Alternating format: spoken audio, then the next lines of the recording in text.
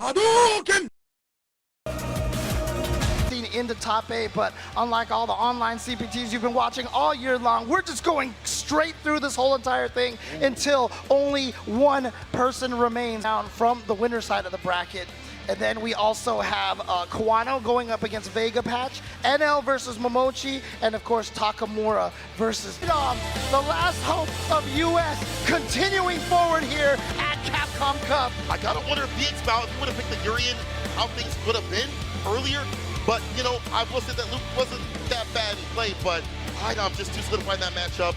And then when it came down to the Urian later on, you saw what made him, or what got him to that high level that people started noticing him as like one of the best Urians in the business. I wish he would have done so earlier, but man, you got to give big love to BX out here.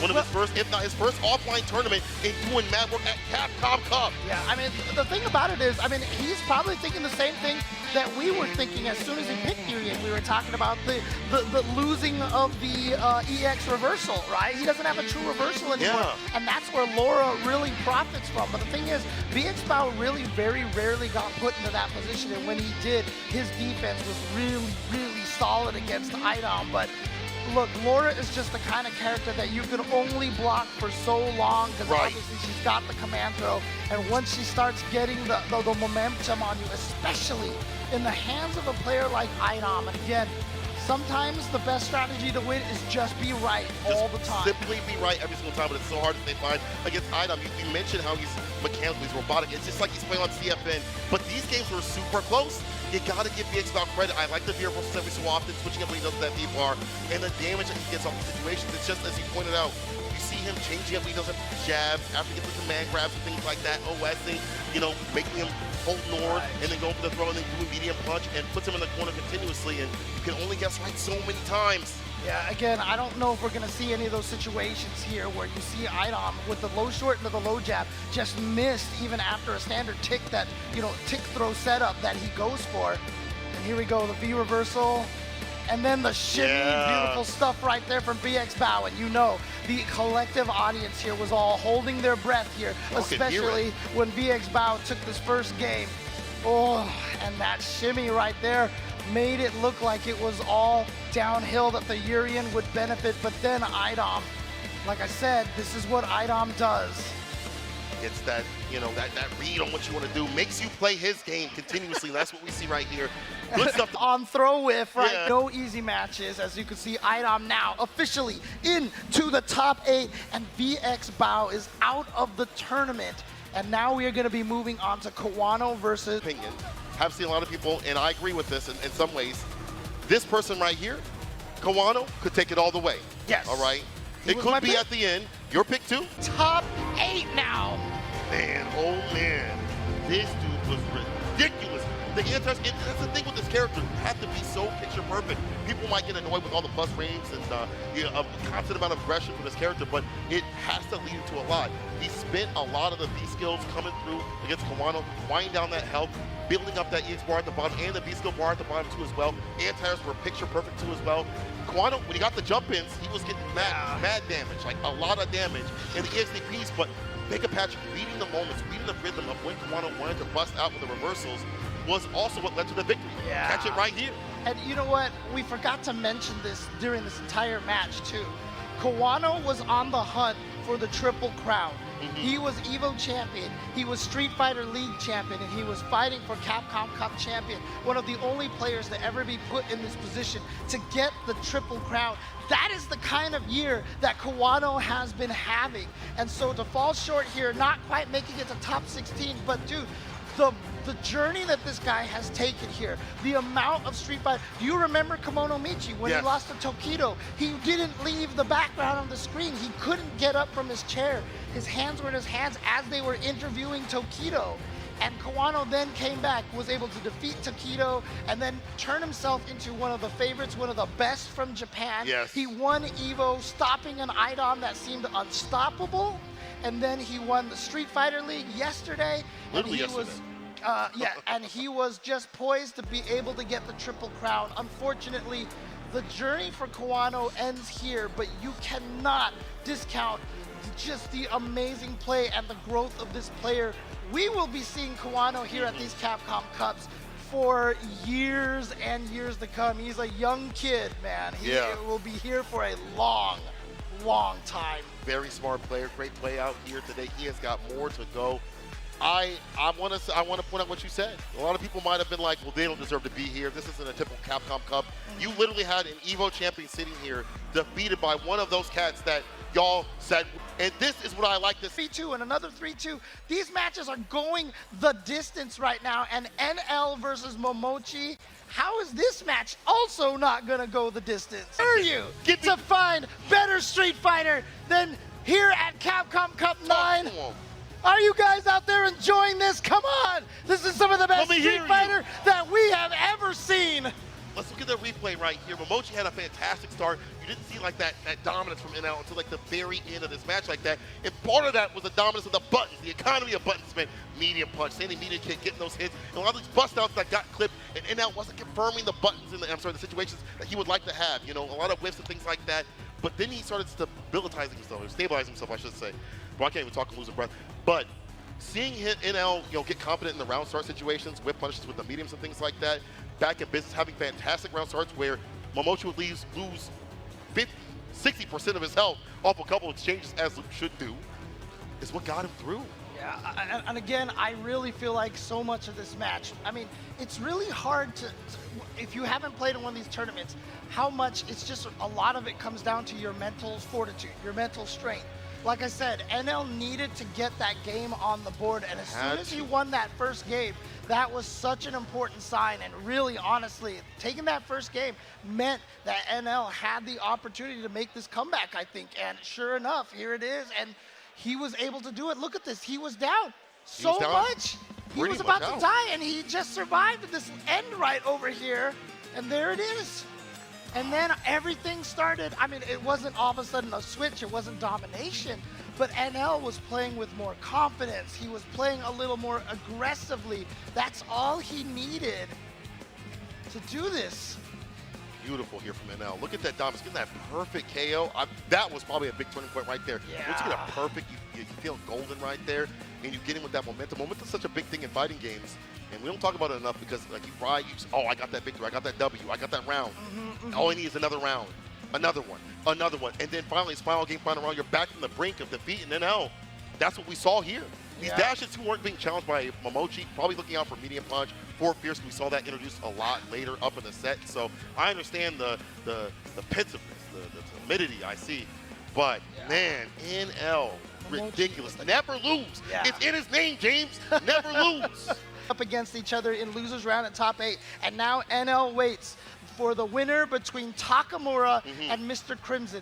The interesting story about these two players, Mr. even had the answer to that EX Fireball. If he had done it just a little bit later, he might have actually been able to get the slide to hit. He just was a little too early because the Fireball was coming a little bit closer. Trying to get aggressive. Anvil, base god Agni coming through, and the clutch is a lot of red. You're almost dead. Reset the medium. The follow-up, I should say, the dive kick and play the throw. The stun is rising. It's done. Mr. Crimson, seeing red and making Takamura dead. That is 3-0 on Mr. Crimson's side. Mr. Crimson coming here and showing why he is considered one of the favorites here, starting this top 16 in the loser side, going through Valmaster 3-0, and now Takamura. Absolutely worth it, and here is the top 8 bracket. On the winner's side, it is going to be Dominican Republic's Mena RD going up again. Made it into the losers round 1 of top 8 here, but you can see it right now. This is the first match we're going to be kicking off in this top 8, closer to the grand prize, as Vicious alluded to moments ago. But this is it. Mena RD about it, even if you try and take advantage of the negative frames, you got that jab to take care of it, man, with exceptional range and a huge deterrent. But then, you know what, even when he got in his face, he tried to shimmy him, he tried to get a couple of throws here and there, but Mena looked super composed, super comfortable. A lot of moments where he actually found the correct spacing to even try to go for an EX bullhorn and actually have Ending Walker mistime some of his meaty pressure. Again, he's just so dominant when it comes to both offense and defense. And I will say the adaptation between throwing out the cans and spacing out the sweep has been pretty pivotal, right? Ending Walker, the most that he could do is dash up, as you just mentioned, but there were some shining moments off of the resets that Ending Walker had. His pressure has been nothing but relentless and very pretty optimal, I would say. Like, there's plenty of moments where it's ambiguous as to when he'll reset, but when he hits you with that reset, it leads to so much damage. I know the move is an absolute, like, annoying move to deal with, but if Flicker had a little bit more extended range... Too late, man. Yeah, I know. No takebacks. If there was a bigger hurt box on Sweet and max distance, because remember, Mena was doing it from relatively far away or max distance right at the tip. If there was a little bit more range on Flicker to get that punish and extended the Psycho Knuckle, that would change this matchup dramatically. But again, those V-Trigger 2 conversions, they were absolutely crucial for Mena there, especially with characters that have got over 1025 vitality. Paid a very big deal in that.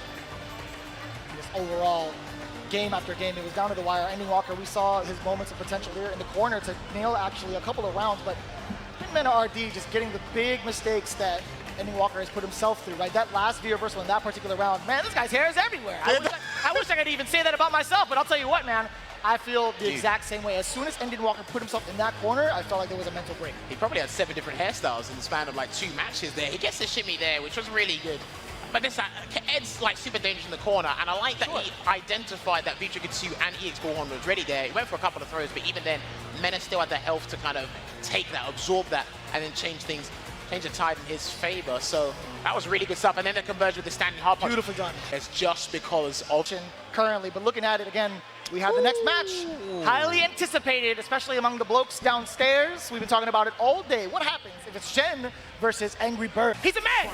Well, he's human indeed. He can drop rounds, but can he drop games? That's the big question. Another successful anti with the crouching fist, but he could not counter that early jumping hard punch from Ken. Version of the fireball. He's going to use that, saving it for later. Gets the beat break again. Back to the mid-screen here. Probably looking for the range. Good crouch fist. Back throw again. Angry Bird with all the momentum on his side. Throws out the reflect. He needs that activation. Here he comes. Can he get close enough? He might have to Mike Walker a couple of steps here, but checking those dashes. Out of the corner. That's going to miss. That right, yeah, that's going to miss. That will miss. Don't worry, I've seen that one before, but only once. I was going to say, I've never seen it work before. Oh, and not the hard knockdown yet. Feel it within your body. The Psycho power has been ingrained. He jumps. You're in so much trouble. Psycho Blast. He's not going to do it. Could be shift. What? That's going to be dead. He's done. That's a wrap. Shen, he's so flawless. He hasn't dropped a single game. Absolutely flawless in execution. Looking to continue that run. Angry Bird still on the loser side, but man, how do you stop? Let's give you an update on what the bracket looks like right now. The winner semi-final matches have concluded. Mena beating Ending Walker 3-1. Zen dominating Angry Bird 3-0. So winner's final will be right now. Vega Patch is the man of the hour, I feel like, with his current run, taking out one of the biggest contenders that we were looking at going into the top 16. They've had a couple of hiccups in this. That was a 3-hit combo indeed. 2 hits from the projectile, finishing it up with a standing medium punch. Vega Patch staying alive. Talk about poison potency. We're open for business here, but I wonder how long this business will survive. Setting up with a Rio Benda. Absolutely huge starter for IDOM. The V-shift is there. He couldn't punish it in time. Too far. Probably a stand piece would have done it, but regardless, he gets the sunset wheel. This is him again. He can't V-reverse, so he's not going to V-reversal out of there. He's going to wait to slide out. He has to slide out. Come on, man. We haven't seen that option just yet, have we? He doesn't want to get thrown for it. That's why. That's going to be the reset. Hold on a minute. And there it is, ladies and gentlemen. IDOM eliminating Vega Patch 3-0 in what looked like a very, very massive Laura throughout the entirety of that set. And it's so dangerous to even try to spin that meter for escape options because, as you mentioned before, IDOM was absolutely hunting for it. Before it goes, but either way, man, big ups to the Spanish FGC Madrid. Stand up for your boy. But it sets us up nicely for IDOM and Ending Walker. Before you even get into that, who's down below? 3-2, poked him down and loses, and then he had to go up against Momochi, which he won 3-2. Mr. Crimson's coming into this, he's coming into this hot, but he's also disheartened. He had to take out his fellow countrymen. I mean, that's the kind of stuff you say for the bar. Dude, this is going from bad to worse. Eno is absolutely befuddled right now. I don't think he's got a solid strategy. And again, he's throwing everything in the kitchen sink. He tried to do an armored approach. No dice. Oh, big crush counter. We'll take that now. NL. We'll get to see that Luke pressure, that patented Luke pressure, the medium punch sequences. What just happened? Oh no! Not even a punish! Oh mate, you squandered that. Side swap here with the teleport. Let him cook, and he's not going to V-reversal. He's going to take that and try to do a sweep activate. Hold up! It's going to trade that by trade. No, he's dead! What trade? What trade? Let him cook! You called it out earlier. Mr. Crimson, hold up. Let him cook. In dominating fashion, not just against Takamura, not against Valbuster as well, but NL. So that means he's know what's up. You know what happened. At home, just in case you had missed it. Well, here's the bracket. Mena RD and Andy Walker started things off 3-1 in favor of Mena RD. Down below, right after Zhen, 3-0ing Angry Bird. It set us up nicely for the Q winner. Man of the week. Oh, actually going to be going into loser side. Excuse me. We hey, are going to I'm loser getting side excited. Don't worry about that. Andy Walker versus IDOM. This is going to be chance to bring himself back into the dogfight, but he took that chance. He could afford that game because of his beneficial situation. He tried to start things out with the poison. Not too bad, but it might be a little bit rusty, especially in environments like this where Laura has been bringing the game, bringing the heat for that momentum to ride into the losers bracket vicious. We saw exactly how difficult it was. Once you're unable to control the strategy that you wanted, playing within the mid-range game, once Ending Walker was in IDOM's face, just as this example, it was lights out thanks to the flicker momentum. But then that switch up to Laura, the tried and true, what set him apart from the rest of them. We saw that kind of barrage, that offense from the thunderclaps, the perfect setups going into it, and also just the big conversions that he needed to. Yeah, look, he was getting all the successful conversions before, right? But this is it. You got to give credit to IDOM's defensive choices, just the defense in general, fighting from the corner. He reminds me of Dominion in SFV. Just, he was happy to fight from the corner. Didn't like the situation, but if it, again, you wouldn't make mistakes running away because there's nowhere to run away to, but we can turn things around and then, yeah, just be pivotal and get that game-changing moment. And then we saw that time and time again. One or two things, if I had to nitpick, one or two things I disagree with on Ending Walker's end was resets to try and steal that was one the time. positional He immediately advantage. cut back on doing that as soon as that option had failed him. And now, Ending Walker, I gotta say, man, the way that he pivots his strategy against certain players has been at an astronomical level that I can't comprehend. I can only watch and call it, but man, I'm looking forward to seeing him in the future of Street Fighter because he is the shining light, I feel like, for the new generation. Dude, his progress has been like increasing by leaps and bounds. And this is only the start. This is his, what, third event? Third offline event. His third offline event. Ladies and gentlemen, we are not making that number up. He is 16, his third offline event at Capcom Cup, yo. But you know what? Bowing out at 5th place, it's not a bad shout. Again, he went third at his first event, first at his second, 5th place here. And what about here when this run back happens? Yeah, that's true. I'm always We've broken down on it on stream ourselves, but this is the one. I would love for you to take the wheel between Angry Bird and Mr. Crimson. Because Angry Bird won their last encounter. If it ain't broke, don't fix it. Keep it consistent. You just got to slightly tweak how you take Mr. Crimson to the corner. But that's where the matchup plays. That's where the real test happens for Mr. Crimson. And he looked super confident as the games went by. We started to see Yoga Anvil in abundance. He was working with that here. He did get mixed up a fair bit, but he kept composed. He kept that resolute defense up and ready. And this is what was just fantastic to see.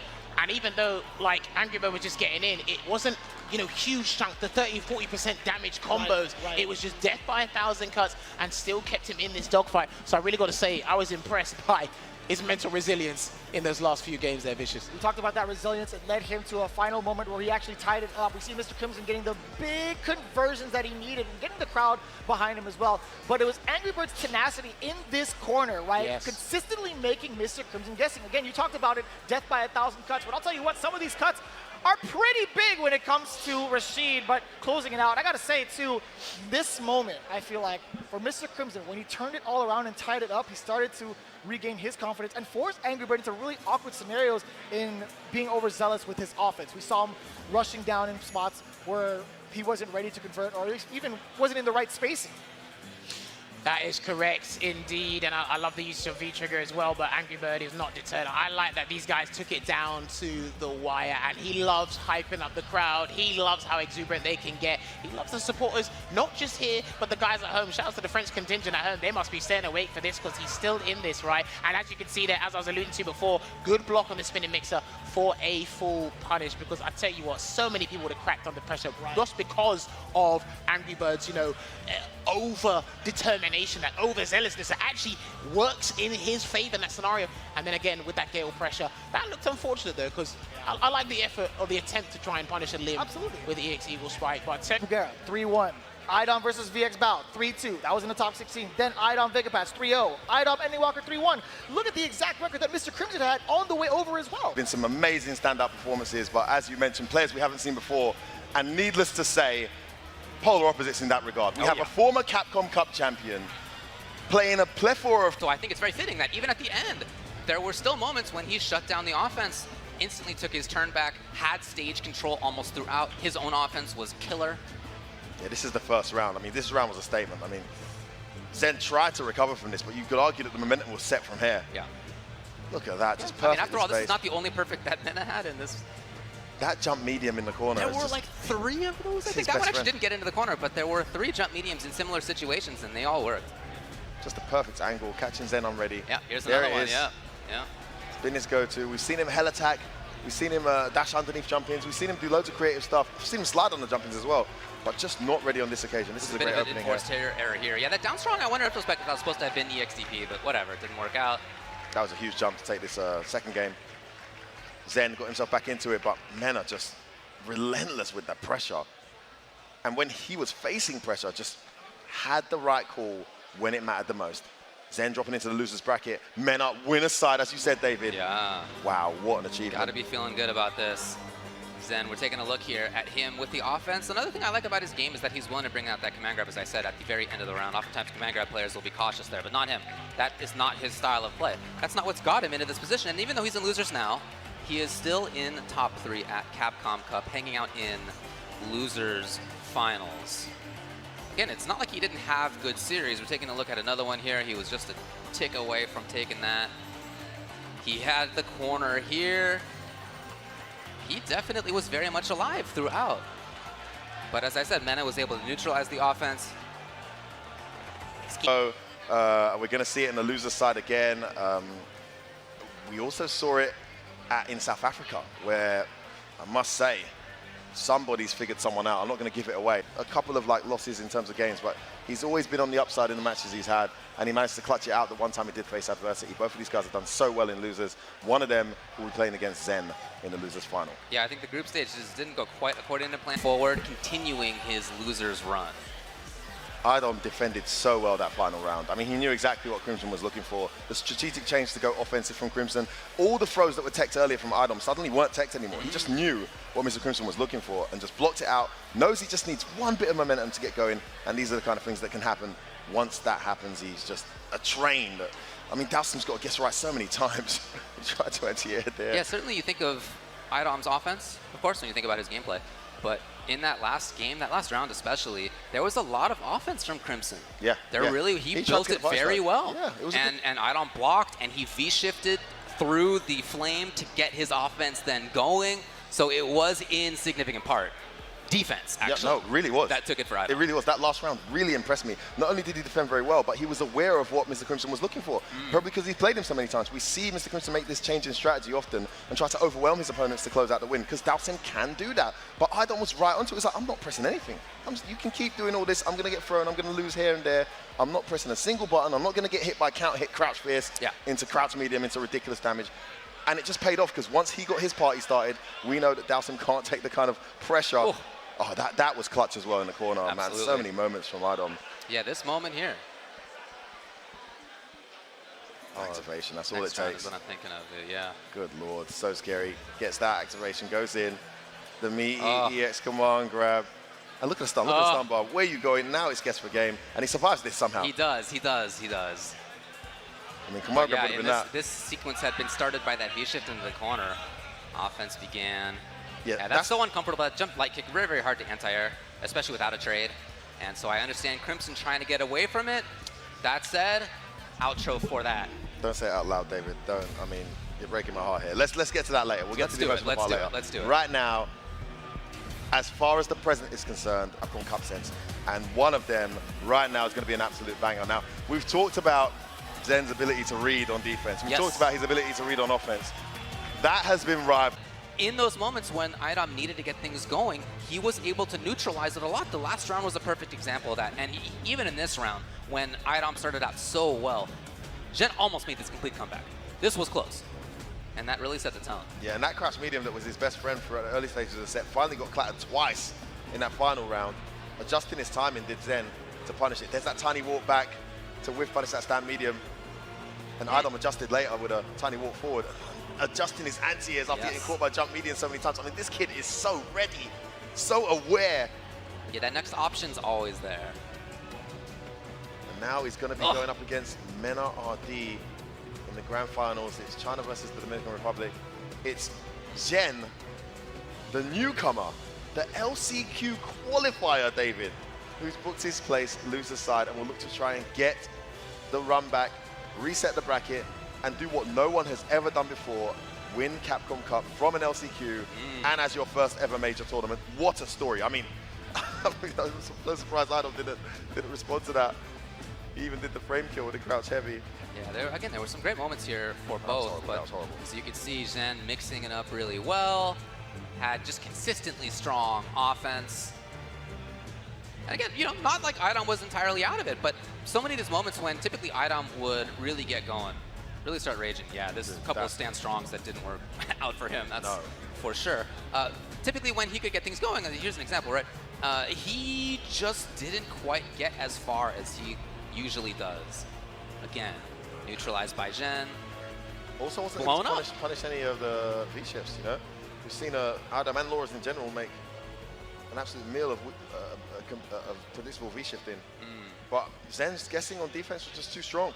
And honestly, despite the fact Idom had some great moments, Jen looked comfortable in this matchup, which really surprised me. Yeah, the comfort of him in general, I think, has been fantastic to watch. You can see him up on stage. He doesn't look like he's too worried. Doesn't look like he's too nervous. But again, throughout this, and I think the end of this round is a fantastic example as Idom felt the need to take the risk of that overhead. It's just really a sign that like the offense has been neutralized more than he wanted. Zen, just a fantastic performance on every side of the